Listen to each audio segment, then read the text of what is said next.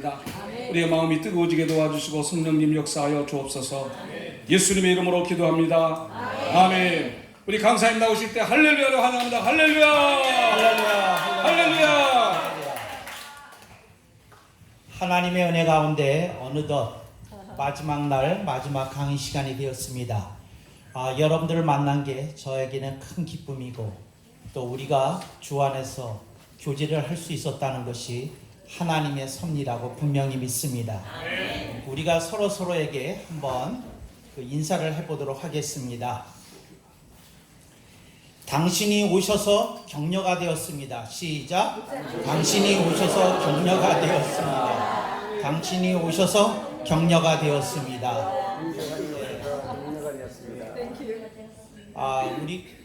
우리가 모였을 때 기억해야 될 게 있어요. 그게 뭐냐면 장작의 원리입니다.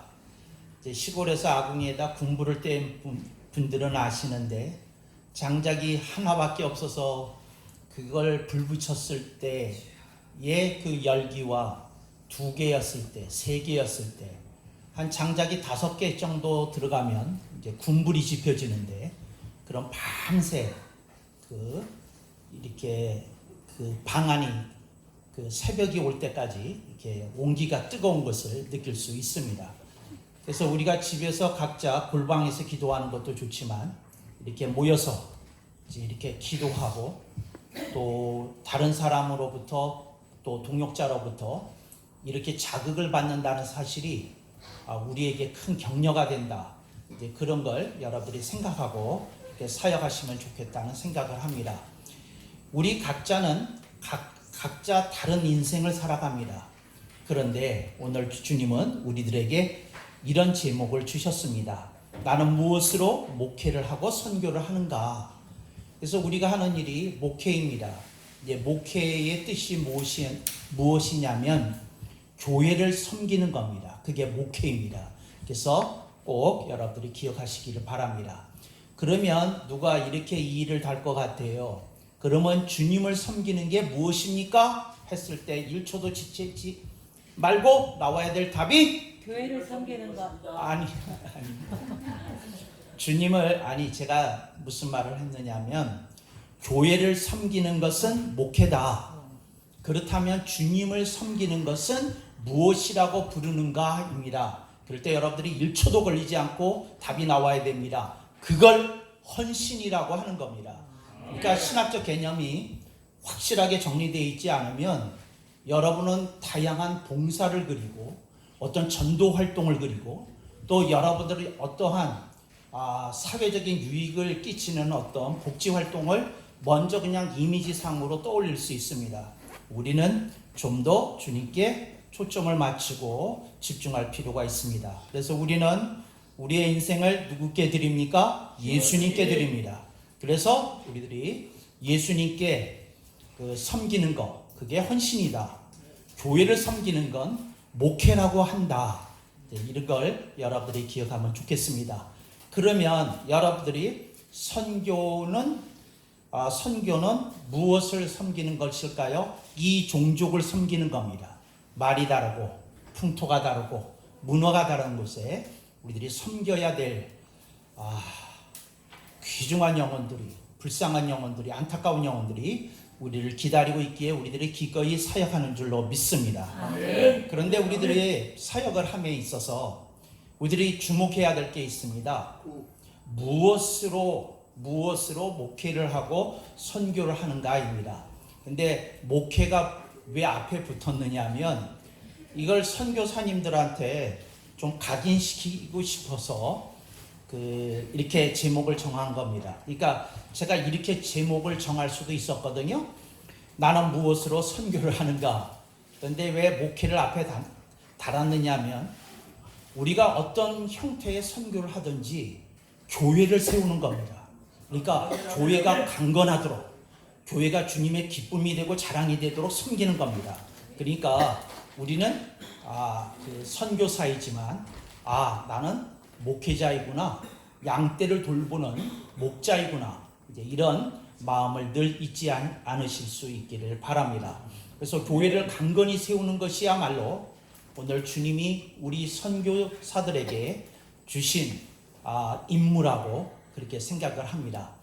영어의 선교라는 말이 미션인데 그 미션이라는 말에는 그 한국어로 말하면 선교라는 뜻이 있고 또 하나의 뜻은 임무라는 뜻이 있습니다. 근데 임무라는 말의 뜻을 조금 더 그 토박이 말로 딱 하고 꼬집으면 맡겨주신 일이라는 겁니다. 그래서 오늘 우리는 이종족에게 선교하는 사람이다. 그리고 우리는 주님이 맡겨주신 임무를 수행하는 사람이다. 이걸 꼭 기억해야 될 줄로 믿습니다. 그래서 선교 개념을 확실히 정리를 하는데 제가 다른 신학자들하고 다른 목회자들하고 한 가지 두드러지게 다른 점이 있어요. 그게 뭐냐면 용어의 그 정확성을 넘어서 아주 정밀성을 가리킨다는 겁니다. 그래서 여러분이 어떤 대답을 하셔도 틀린 건 아니에요. 대충 그 언저리에서는 맞았어요. 그런데 콕 이렇게 찝는 걸 제가 강의에서 가르쳐 드리려고 한다. 그게 하나님의 말씀의 본뜻이다.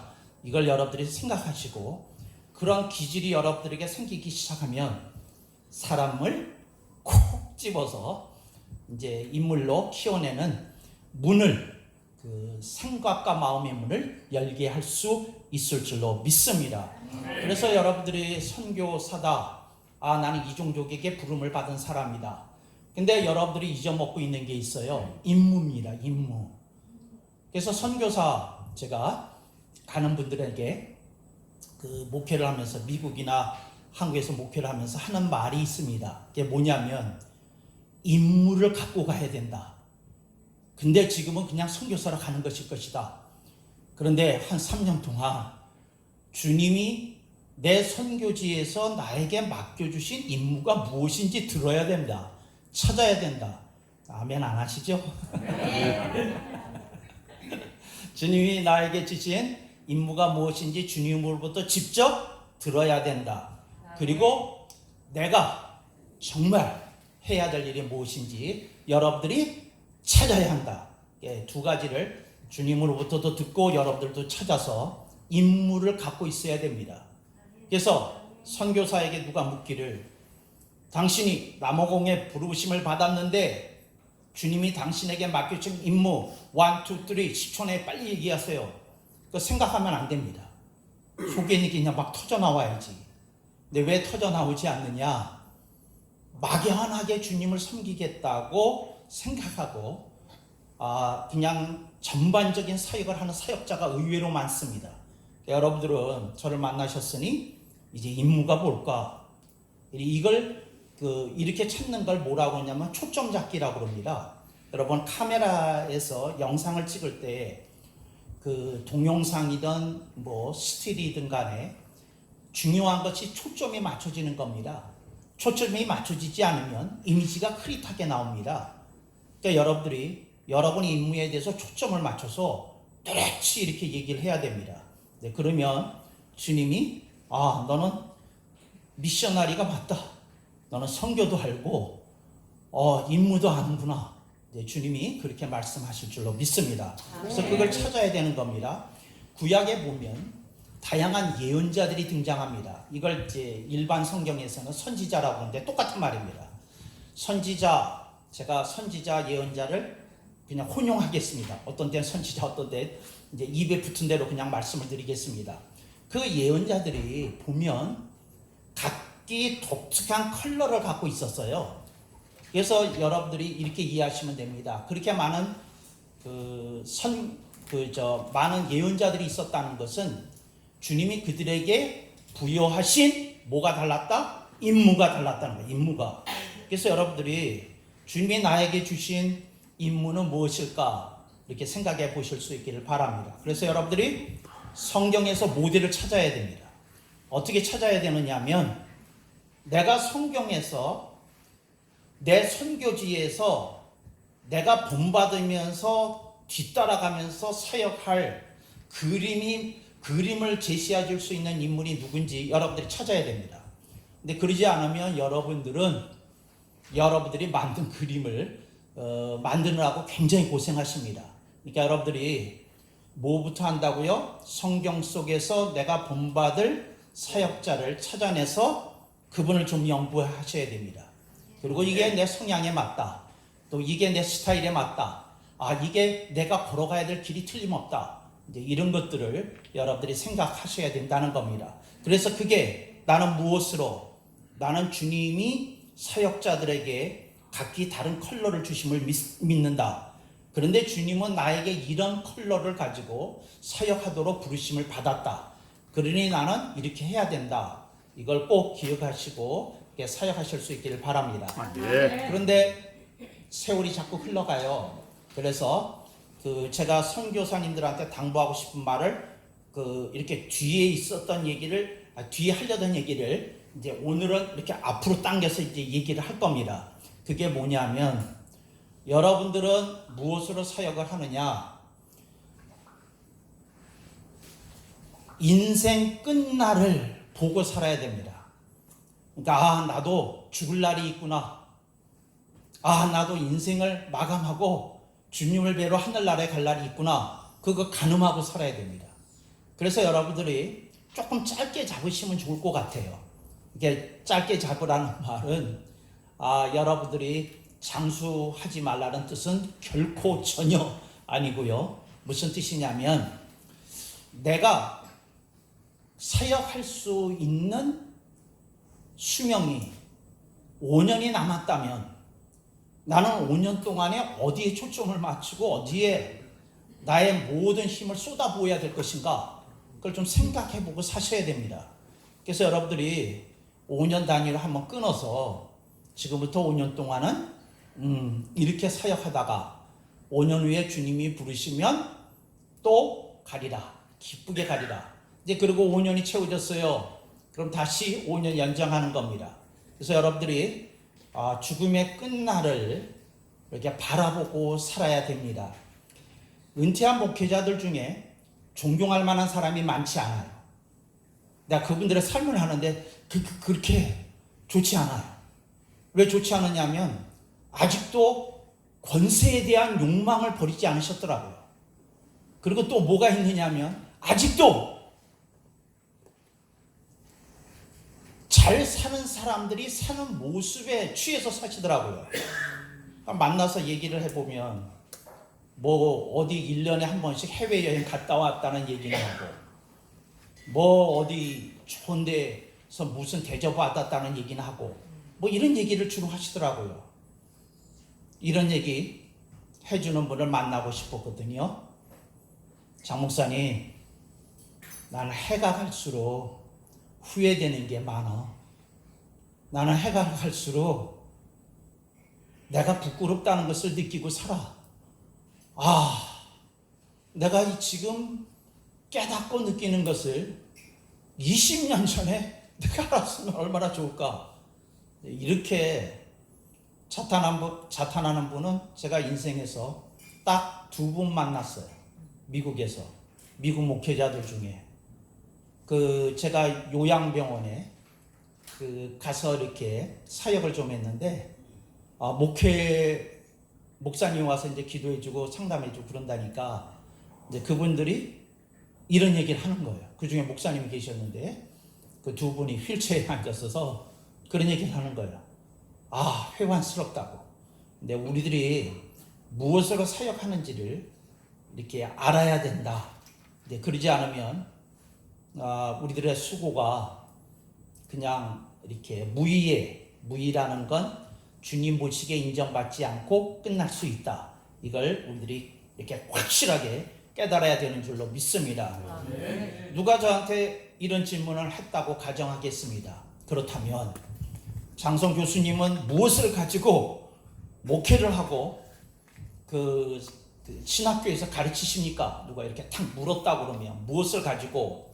저는 1초도 걸리지 않고 나오는 말이 있어요. 나는 구원의 기쁨과 감격을 가지고 삽니다. 구원의 기쁨과 감격이 저에게 있어요. 그래서 잘 사는 사람이 별로 부럽지 않아. 근데 누가 부럽느냐면 주님이 칭찬할 만한 모습으로 사는 모습을 보면 뜨끔해요. 정신이 버뜩 나요. 이런 분 앞에서는 조심해야 되겠다 생각이 절로 들어요. 절로 들어. 그러니까 여러분들이, 근데 그것의 출발이 뭐냐면 구원의 기쁨과 감격이거든요. 구원의 기쁨이라는 말이 한 용어고요, 구원의 감격이라고 하는 말이 또 다른 용어, 이게 합쳐놓은 겁니다. 구원의 기쁨은 이거예요. 생활 속에서 내가 이렇게 구원받았다는 사실이 찬양을 부를 때마다 터져 나오는 거, 이거 구원의 기쁨입니다. 근데 구원의 감격은 뭐냐면 내가 가진 모든 것을 주님께 드린다고 한들 주님의 그 대속하신 은혜를 어찌 갚을 수 있겠는가? 이제 이렇게 느껴지면서 헌신하면 뭐가 있는 거예요? 구원의 감격이 있는 거예요. 구원의 감격. 그런데 사역을 오래 하면 구원의 기쁨은 유지되는데 구원의 감격 이렇게 잘 일어나지 않습니다. 이건 여러분들이 특별하게 그 조용한 시간을 가져야 됩니다.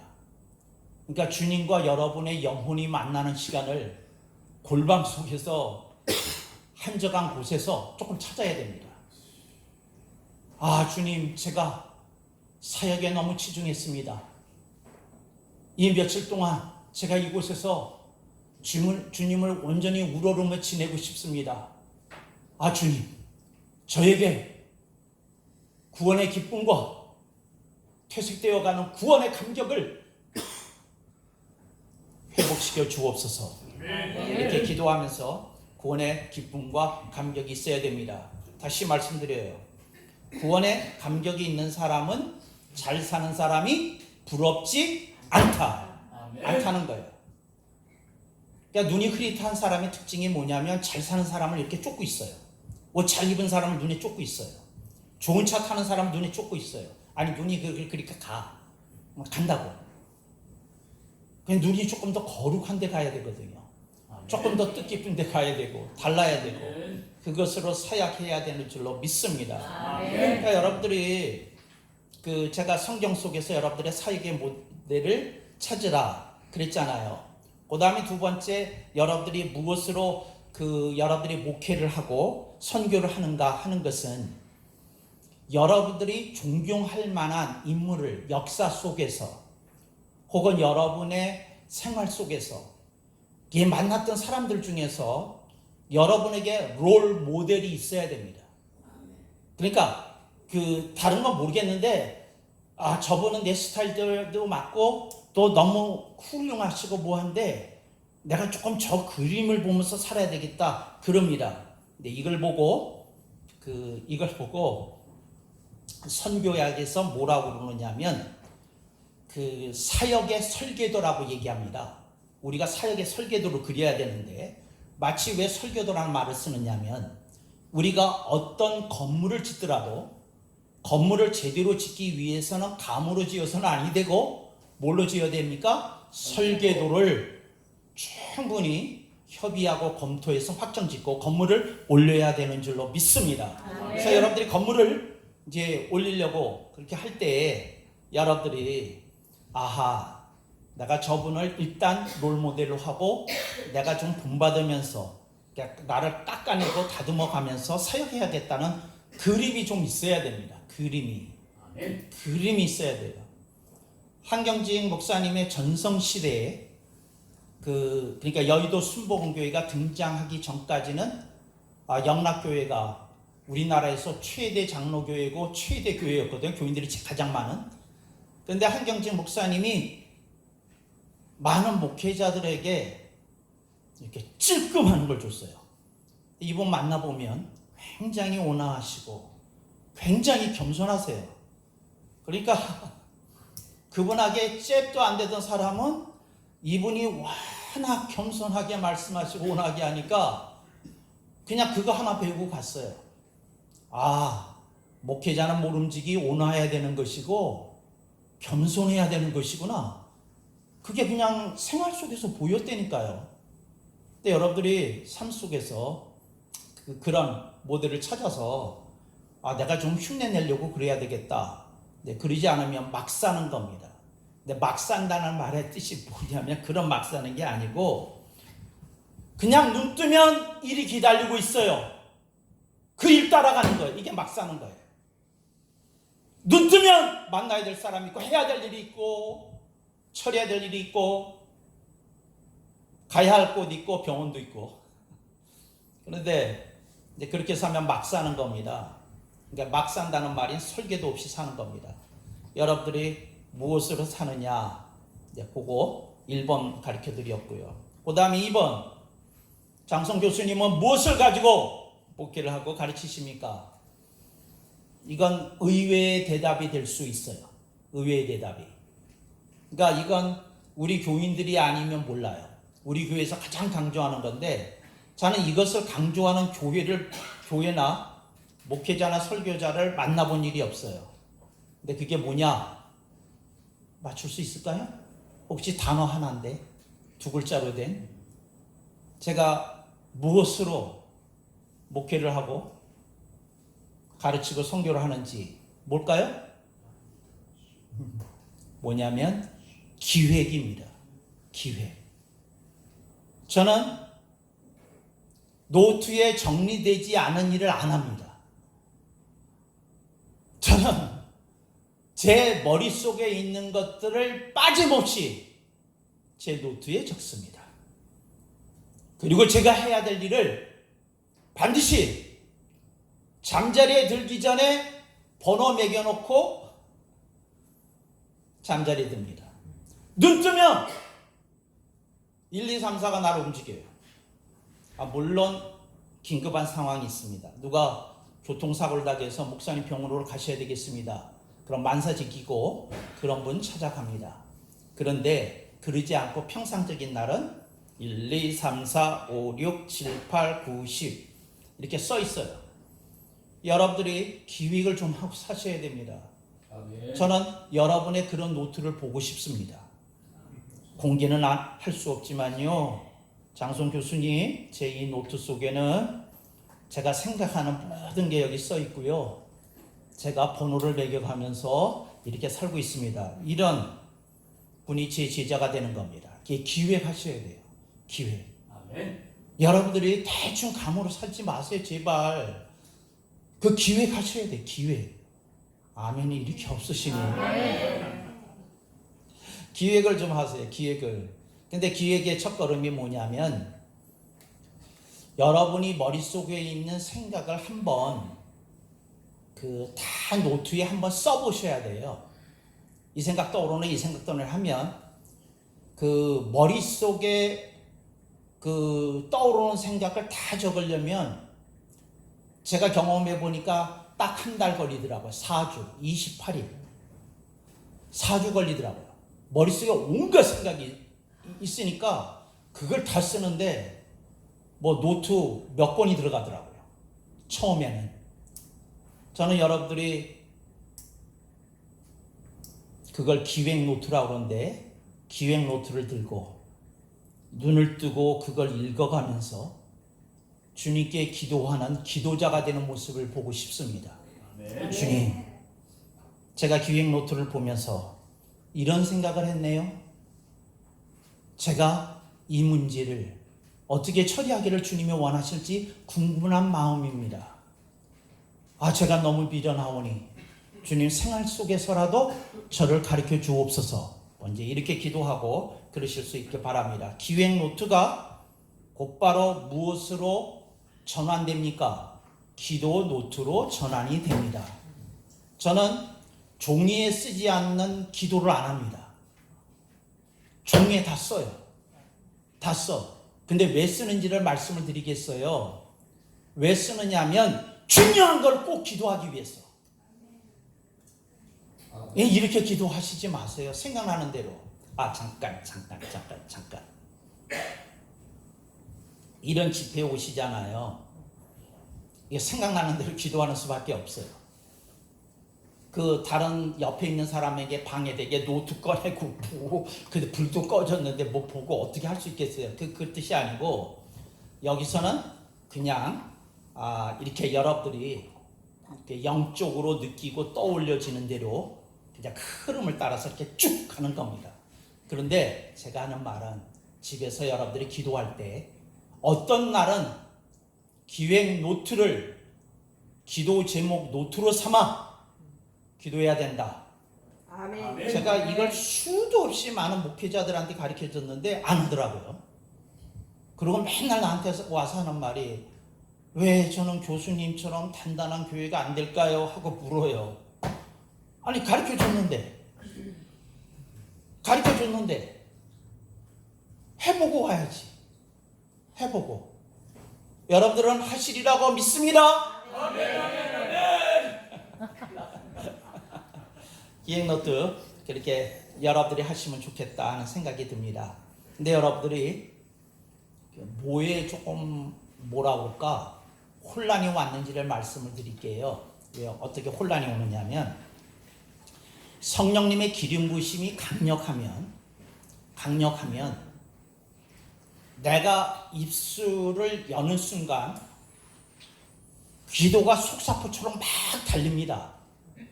그러니까 이거 내 생각이 아닌 걸 내가 알아요. 왜? 내 생각보다도 혀가 움직이는 속도가 더 빠른 것 같아. 그래가지고 알아. 그래서 막 그렇게 기도하고 그래. 그래서 이 맛을 본 사람들은 이 맛에 속아서 평생 제가 가르치는 이거 안 해요. 이거 안 해. 그거에 속아서. 여러분, 저도 그런 체험이 있어요. 저도 골방에 들어가면 그렇게 돼요. 근데 내가 주님을 기쁘시게 하는 일을 하기 위해서는 여러분들은 조금 더 초점을 맞추고 뭘 써야 된다? 기획 노트를 써야 된다. 기획 노트가 뭐로 전환되어야 된다? 기도 제목 노트로 전환되어야 된다. 그런데 기획 노트를 했다. 근데 기도 안 한다. 그게 무슨 가치가 있겠어요? 아멘을 안 하시네. 궁금해서 물어요. 제가 이렇게 재촉하기를 기다렸다가 아멘하는 게 재밌으십니까? 할렐루야. 따라가기 바빠서. 여러분들이 정신을 바짝 차리고 이렇게 생각해 보실 수 있기를 바랍니다. 제가 몇 달 전인지 하여튼 지난달이었든지 제가 이런 캐트 오브 레이마이 줌에서 이런 강의를 했어요. 사실과 진실이라는. 근데 그때 질문을 할 수 있는 시간이 없어서 제가 충분히 설명을 못 드렸는데, 여러분이 제 강의를 들으면 평생 처음 듣는 얘기를 자꾸 들을 거예요. 근데 그때 여러분들이 검증하는 방법을 알려드리겠습니다. 어떻게 하냐면, 첫째, 이게 사실이냐? 이게 사실이냐? 두 번째, 이게 진실이냐? 그러니까 여러분들이 사실이냐 보고 사실이네? 이렇게 해야지 설교도가 그려지겠네. 사실이네. 그 주님도 그렇게 하시지 않았을까? 뭐 이런 막연한 생각이 들어야 되는 줄로 믿습니다. 예수님이 얼마나 기가 막히신 분이시냐면, 그 구약 성경을 연구하셨어요. 근데 뭐를 찾아보셨느냐면, 제가 그 주님의 그 인생과 사역을 보면서 깜짝 놀라는 게 있었는데, 그거 뭐를 놀랐느냐면, 예수님이 구약 성경 속에서 육화된 메시아가 해야 될 일들을 리스트로 잡아서 번호를 매겨가면서 움직이셨어요. 아멘. 나는 이게 너무 놀라워서 제가 저는 이런 목사를 만난 일이 없는데 제가 자랑 비슷한 얘기를 해야 되겠어요. 근데 저를 자랑하려고 하려는 게 아니고 여러분에게 도전을 주기 위해서 하는 거예요. 저는 예수님이 구약의 예언을 몇 개 성취했는지 알아. 난 카운트를 했거든. 여러분들은 그 카운트 안 해보셨을 거예요. 그러니까 예수님이 여러 가지 구약의 예언을 다 성취한 줄을 아시는데 그 카운트 안 해보셨을 거라고. 근데 보면 놀라워. 그 숫자가 놀라워요. 근데 이렇게 하려고 그러면 이제 여러분들이 성경을 피 터지게 읽어야 되는데 어떻게 읽어야 되느냐면 구약 성경 전체에서 메시아에 대한 말씀이 나오는 걸 전부 별도 노트로 만들어야 되고, 그 다음에 그 노트를 가지고 그 신약 성경 복음서로 와가지고 그걸 대조해 봐야 돼요. 그래서 이 말씀은 여기서 39번째, 20번째 이렇게 하셨네. 이걸 한번 보셔야 돼요. 근데 이제 여러분들 학자가 아니시니까 어떻게 그거 다 하겠어요? 다른 일도 많아 죽겠는데. 근데 이제 제가 무슨 얘기를 한 거냐면, 예수님이 기획하신 분이시다. 뭐라고요? 예수님이 기획하셨다고요. 예수님이 기획하셨다고요. 뭐 하셨다고요? 예수님이 기획하셨다. 예수님이 기획하셨다 하는 거를 어떻게 알 수 있을까요? 어떻게 알 수 있을까요? 예수님이 기획하셨다는 것을 어떻게 알 수 있을까요? 예수님이 구약의 예언을 성취한 것을 통해서 확인할 수 있다. 그러니까 여러분들이 그걸 잘 이렇게 가슴에 새기면서 예수님도 기획하셨다. 그러므로 나도 어떻게 해야 되겠다? 기획해야 되겠다. 그리고 그것을 가지고 움직일 것이 아니라 먼저 골방에 들어가서 뭐 한다? 눈을 뜨고 이걸 보면서 기도하는 날도 좀 있어야 되겠다. 어느 때는 영을 따라 기도하지만 이래야 되는 일도 있다. 이제 요걸 이렇게 가슴에 새기실 수 있기를 바랍니다. 그 다음에 누가 저한테 묻기를, 1번이 뭐였죠? 구원의 기쁨과 감격. 2번이 뭐였죠? 기획 노트. 이제 노트까지 쓰셔야 이제 노트를 하실 것 같아서 기획이라고 그러셔도 맞고, 기획 노트. 이제 그리고 그걸 일명 뭐라고 부른다? 기도 제목 노트라고 부른다. 이해됐죠? 그 다음에 3번. 3번이 중요한데, 이 3번이 중요한데, 내가 힌트를 줄까요? 6글자야. 6글자. 근데 많은 이들이 이거의 중요성을 잘 몰라요. 제가 이런 질문을 기대했어요. 은혜를 받으면 능력이 나옵니다. 은혜를 받아서 능력이 나와야 되는데 그렇지 못하다면 2번, 기도 응답받는 능력이라도 있어야 됩니다. 이렇게 가르쳤어요? 안 가르쳤어요? 가르쳤어요. 근데 제가 기대했던 질문은 뭐였느냐면, 목사님 2번은 이름이 있지 않습니까? 기도 응답 받는 능력 이름이 있지 않습니까?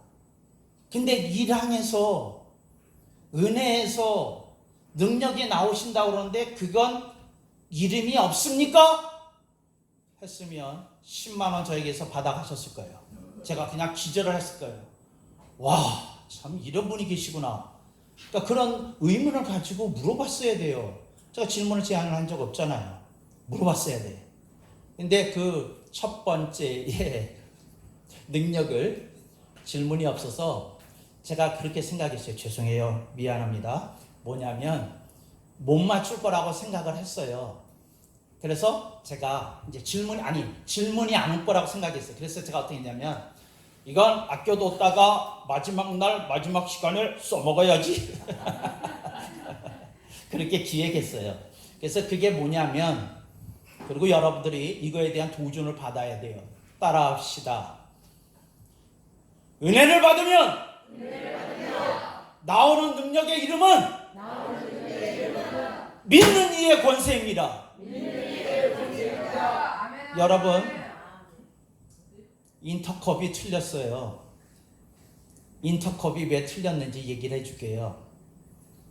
저는 인터컵 그 훈련을 받는 걸 몇 차례 봤거든요. 처음부터 끝까지 받은 게 아니고 하도 인터컵을 얘기하는 분이 있어서 갔어요. 그냥 배우는 마음으로. 그리고 뭔지를 알았어. 강의를 한 번 딱 들었는데 알았어. 그래서 저는 인터컵에 대해서 무슨 생각을 갖고 있느냐면, 여기보다 불붙은 사람들이 있을 수 있을까? 그런 생각을 했어요. 근데 그들이 불붙게 얘기하는데 잘못된 가르침 때문에 불붙었더라고. 잘못된 가르침 때문에. 그게 뭐냐면 인터컵은 이원론을 가리켜요.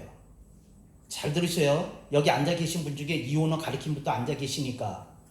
아니 본인은 몰라. 이원론이라는 용어를 모르고 그냥 그렇게 가리키는데 그게 신학적 용어로 이원론이라고. 그게 뭐냐면 세상은